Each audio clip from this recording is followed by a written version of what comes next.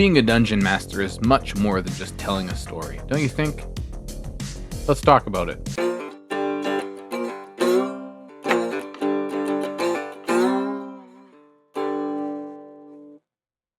Of course you're telling a story. Well, I guess technically you'd be narrating a story, but of course that's what you're doing. You are giving voice to the actions of the party. You are providing some kind of moral issue, moral problem, and they have to rise to the occasion, they being the party. You're also a referee of sorts.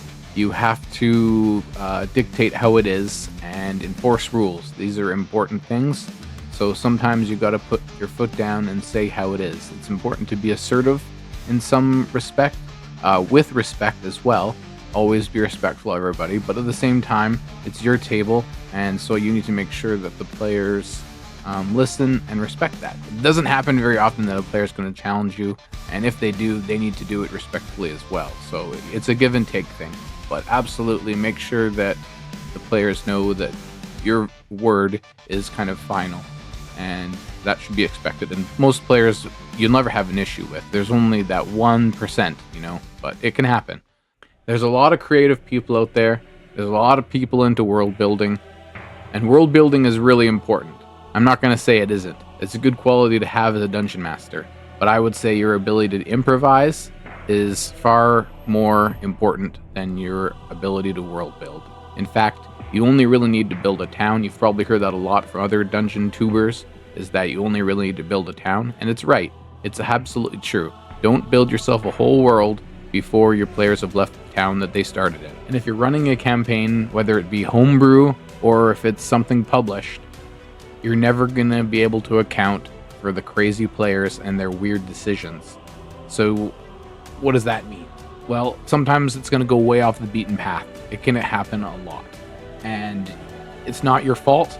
You can try your very best to kind of keep it on the straight and narrow, and sometimes it just happens. It's all good. You just got to roll with the punches and let it go. And try to do your best to get it back on track, because you can't predict what they're going to do. They do crazy stuff, so it's all good, right? As long as they're having a good time, that's the main part. But if them going on a tangent, if them going kind of crazy and bothers you, then you might not want to be a dungeon master, because you're going to have to expect that, because that's one thing about Dungeons and Dragons is the players will do the weirdest stuff. Sometimes they're unpredictable. The more you play with people, you might be able to predict them, but if it's new people, you'll never know what's going to happen. So you just got to roll with the punches, as I was saying, and do your best. One responsibility you have to your table, and by table I mean players, the responsibility that is probably the most important of all is to not traumatize them. What do I mean by that? Sometimes D&D is going to have some gritty stuff. Well, that's true. It will.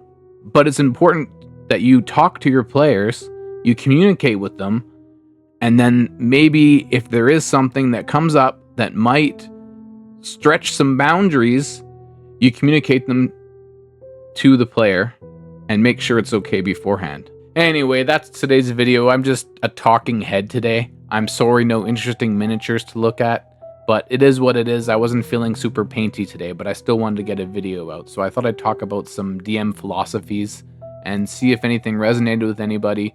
Thank you so much for watching. Don't forget to like, comment, subscribe, all that good jazz. Take it easy.